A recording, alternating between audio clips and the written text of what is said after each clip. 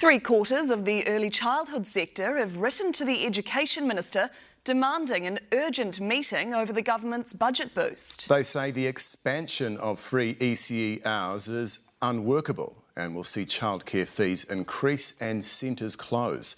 Political reporter Amelia Wade has a story. There was nothing baby about the budget's nearly $2 billion for early childhood.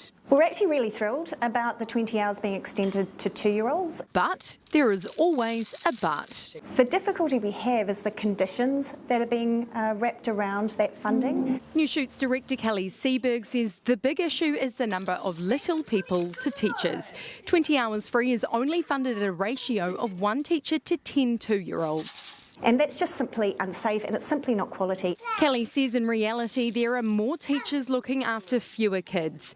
The government also laid out other conditions for the centres which opt into the scheme. They must set their fees by the hour, and 20 hours free means 20 hours free, no strings. Centres can't force parents to enrol their children for longer to receive the subsidy. Centres also have to publish how their fees are made up. The government did this because some centres are making many millions of dollars a year.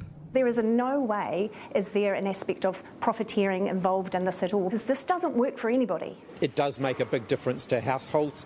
That's one of the reasons we're extending it to 2-year-olds. But of course we'll continue to work with the sector to make sure the implementation details of that arise. I think it's very slapdash for the government to make such a bold promise without having seemingly worked through any of the detail at all. The 20 hours free doesn't kick in until March next year, and that was done partly so the government could sit down with the sector to work through the details.